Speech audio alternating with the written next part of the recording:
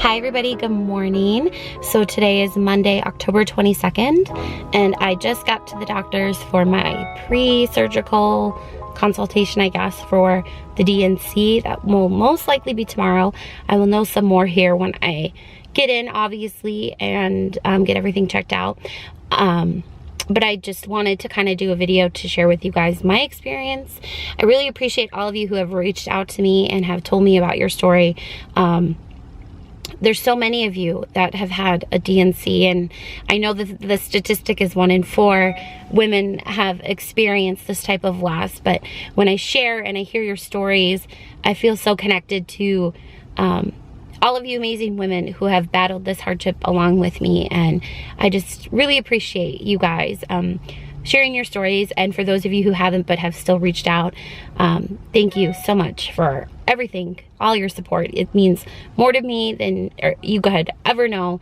So I'm gonna hop into the doctor's office and I will update you guys when I'm done.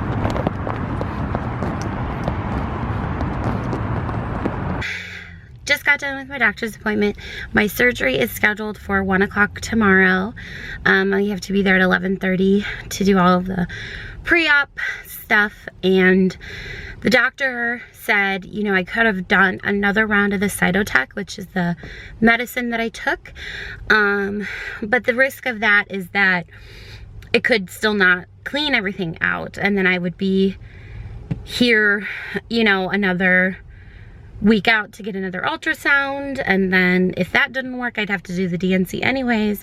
It's been 2 weeks now since I found out about the baby not having a heartbeat, and so I feel like my heart just needs to close this chapter and be done. I don't want to have the surgery, but it just, I need to move forward. I need to fully close this and let it heal, and I feel like that's the best thing to do at this point. So I had some blood work done today to do the pre-op, just to check my hemoglobin counts.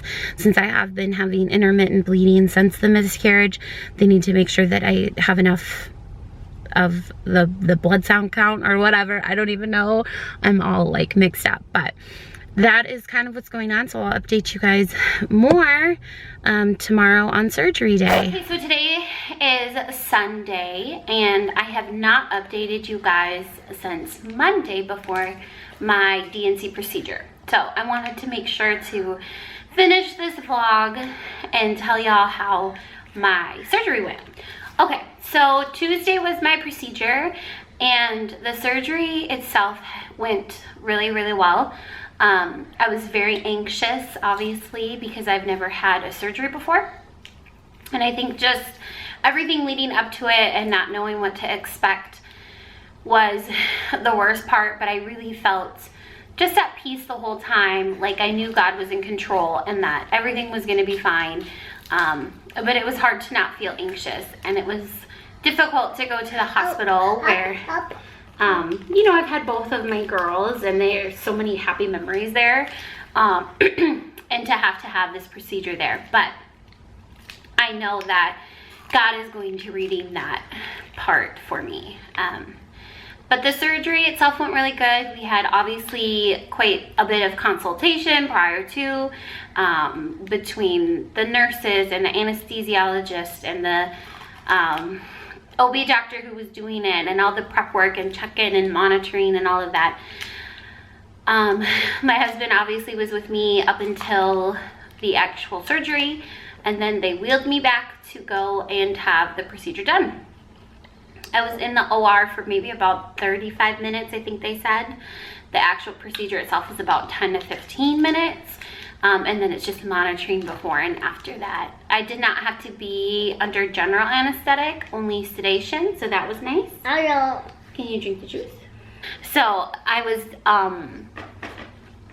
you know, woken up pretty fast after the procedure was done.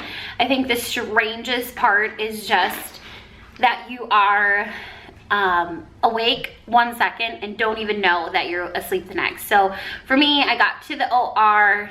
They rolled me in. They had me move from the bed that I was in to the operating table, and then she put like a little mask on me, even though I was gonna be breathing on my own. They had like extra oxygen, and I remember her saying, "Does that feel okay?" And then the next thing I know, I'm waking up while being wheeled away to the recovery, the post-op area.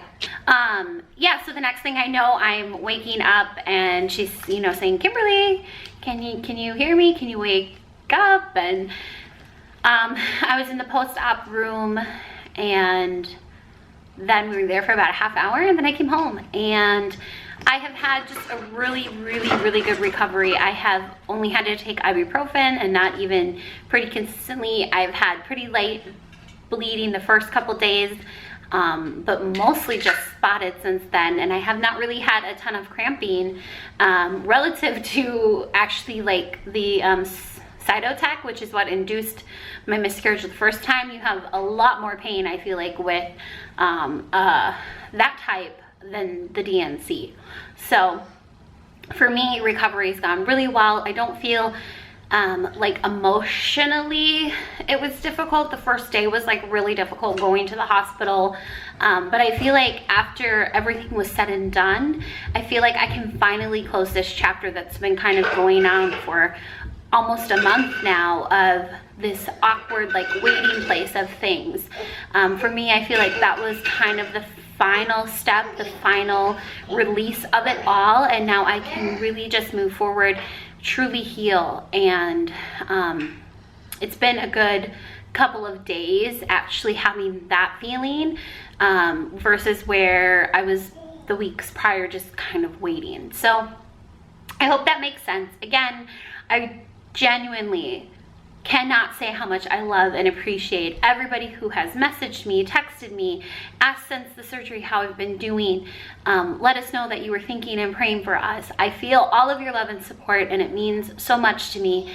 To the people in my life who are, you know, physically part of my life, who have sent meals, dropped flowers, even sent cards. I just thank you so much for all of your love in a time that you can feel very much alone and isolated. I don't feel that. To the mom who may have found this video because you are in a place where you're walking through this and you don't know what to expect, or you're looking for a connection, my heart is so big towards you. I don't know your name, I don't know your story, but that doesn't mean that I can't think of you and pray for you from where I sit today, and that is what I'm doing. So anyways, that is it. I think this is gonna kind of close that chapter on our channel. My 1-year-old is super excited because she can see her daddy outside, but I think this is gonna close this chapter, and the next chapter is going to be that of redemption from this terrible time in our life.